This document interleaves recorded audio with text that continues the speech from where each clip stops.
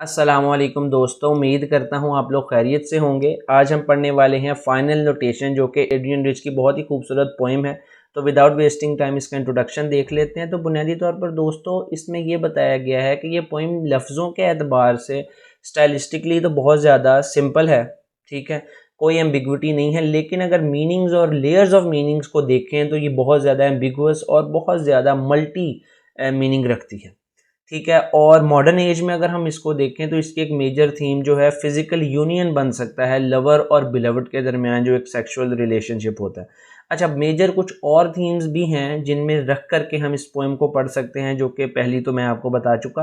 दूसरी मदरहुड या प्रेगनेंसी को हम के लेंस से देख सकते हैं, इसको डॉक्टर पेशेंट के रिलेशनशिप के लेंस से देख सकते हैं, सेक्सुअल एक्सप्लॉयटेशन और अनफेथफुलनेस ऑफ द लवर। तो विदाउट वेस्टिंग टाइम स्टार्ट कर देते हैं।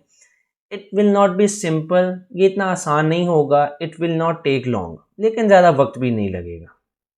It will take little time, कम ही वक्त लगेगा, लेकिन it will take all your thought, तुम्हारा पूरा दिलो दिमाग इसमें मरकूम हो जाएगा, जज्ब हो जाएगा, लग जाएगा।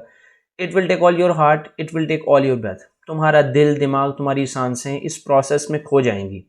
इट विल बी शॉर्ट, ये बहुत थोड़ी टेम्प्रेरी, थोड़ी सी देर के लिए होगा। It will not be simple, लेकिन ये आसान नहीं होगा।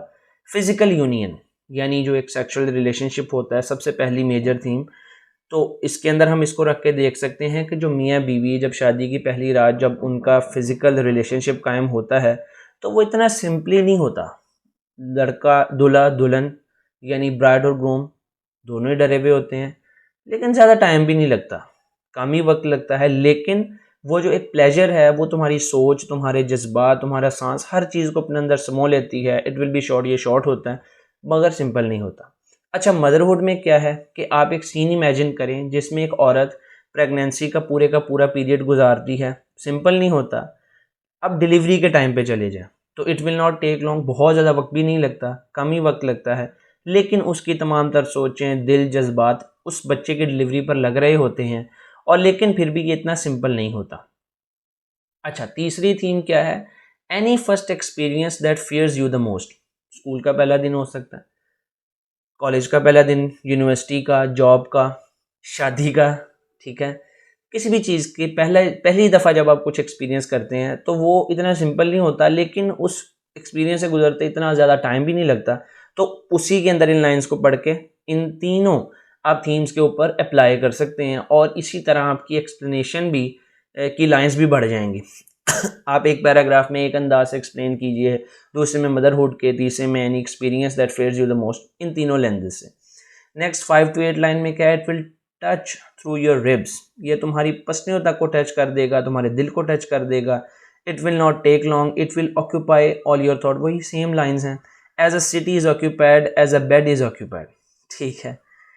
It will take your flesh, it will not be simple. अब फिजिकल यूनियन के एतबार से अगर हम देखें तो वही पिछली जो लाइंस हैं उनके साथ इसे रिलेट करके देखें तो वो यही कह रहा है कि तुम्हारी पसलियों तक ये चला जाएगा, दिल तक चले जाएगा। तमाम सिटी जो है ऑक्यूपाई है, तमाम बेड्स ऑक्यूपाइड हैं, यानी everybody is into making love. It will take your flesh, आप समझते हैं हर चीज़ को बहुत डिटेल में बताना एक टीचर के लिए समटाइम मुश्किल हो जाता है। It will not be simple, लेकिन ये इतना आसान नहीं होगा। इसी तरह अगर हम मदरहुड में और डॉक्टर पेशेंट रिलेशनशिप में इसको देखें तो इससे भी यही मुराद है कि जब एक माँ बच्चा जनती है तो इतना वक्त तो नहीं लगता, लेकिन सिटी पूरी ऑक्यूपाइड है, यानी बहुत सी माएँ हैं, बहुत से बेड ऑक्यूपाइड हैं। It will take your flesh, तुम्हारी जी जान लग जाती है एक बच्चे को पैदा करते। और इसी तरह सेक्सुअल एक्सप्लॉयटेशन और असॉल्ट में भी आप इसको किसी तरह से देख सकते हैं कि जब एक लवर अपनी लवर को सेक्सुअली एक्सप्लॉयट कर रहा होता है, ये रेप नहीं है, ठीक है, पहले ये समझ ले। तो वो किस तरह से आपकी फीलिंग्स को मजरूह कर रहा होता है, आपकी फीलिंग्स के साथ खेल रहा होता है, और पूरा शहर ही इस काम में लगा हुआ है। It will take your flesh, तुम्हारे तमाम तर जज्बात इसमें लगे हुए होते हैं, ठीक है। 9 to 12 लाइन में क्या है? You are coming into us who cannot withstand you. अब अगर पिछली लाइंस को आप एक्सप्लॉयटेशन में ही रख के देखें तो ये अनफेथफुलनेस ऑफ लवर इसकी बहुत अच्छी थीम बनती है कि तुम हमारे पास आती हो लेकिन हम तो तुम्हारे लिए खड़े नहीं हो सकते। You are coming into us who never wanted to withstand you, हम कभी भी तुम्हारे साथ फेथफुल नहीं थे। You are taking parts of us into places never planned, यानी हमने तो तुम्हारे लिए कुछ नहीं सोचा, तुम ही चीज़ें सोचती जा रही हो या सोचते जा रहे हो। You are going far away with pieces of our lives, तो अनफेथफुलनेस ऑफ द लवर, जो लवर कह रहा है कि मैं तो तुम्हारे लिए खड़ा नहीं हो सकता, मैं तो तुम्हें वैसे नहीं चाह सकता जैसे तुम चाहती हो, मैं तो तुम्हें उन प्लेसेस पे लेकर के नहीं जा सकता जिनका तुम प्लान बनाती रही हो, तुम तो बहुत आगे निकल गई हो with pieces of our lives. ठीक है, तो इस कॉन्टेक्स्ट में भी देख सकते हैं आप इसको। ये तो ज़्यादा थोड़ा सा ऐसे ही है कि जो सोसाइटी है और अनफेथफुलनेस ऑफ द लवर और द अदर रिलेटिव्स और द सोसाइटी, और सोसाइटी के अंदर जितनी भी अनफेथफुलनेस पाई जाती है, मुफादात, सेल्फिशनेस, सेल्फलेस, किसी को भी नहीं चाहता कोई, तो उसके बारे में। अच्छा, फाइनल लाइंस में क्या है, इट विल बी शॉर्ट, ज़्यादा टाइम फिर भी नहीं लगेगा। It will take all your breath, हाँ तुम्हारी जान पूरी की पूरी इसमें लग जाएगी। It will not be simple, ये आसान तो नहीं होगा। It will become your will. ठीक है, इसको हम मदरहुड में देख सकते हैं कि एक जब माँ बच्चा जन रही होती है तो वो कितनी तकलीफ़ का शिकार होती है, आवाज़ार हो जाती है, अनॉय हो जाती है, लेकिन आखिरकार इट बिकम्स हर विल, उसकी खुशी बन जाता है।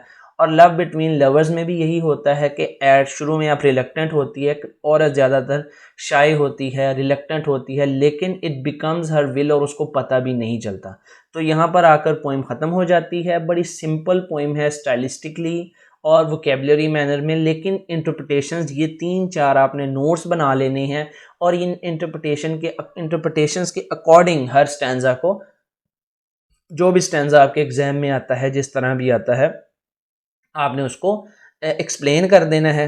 रेफरेंस टू कॉन्टेक्स्ट यही है कि बेसिकली जो हमारी पोइटेस हैं वो बहुत फेमिनिस्ट किस्म की खातून हैं और औरतों के राइट्स के बारे में ज़्यादा बात करती हैं, और मदरहुड की थीम और लव, और इसी तरह से चलते चलते पोइम का कॉन्टेक्स्ट बन जाएगा। और रेफरेंस तो आपको पता है कि this poem has been taken from these lines have been taken from this poem and from this poetess, और कॉन्टेक्स्ट ये है। So that was all today. Context से बुनियादी तौर पर मुराद यही होती है किस बैकग्राउंड के तहत पोइटस ने ये यहाँ वर्क लिखा है, तो वो आप जानते हैं कि वहाँ का political, societal, cultural, religious background को डिपिक्ट कर रही है, और उसके बारे में ही थोड़ा सा जिसको आप कहते हैं रेबेलियस मैनर में लिख रही है। सो उसमें कुछ ऐसा, अगर आपको इंग्लिश अच्छे से लिखना आती है तो हो जाता है। थैंक यू, कीप वॉचिंग, अल्लाह हाफिज़।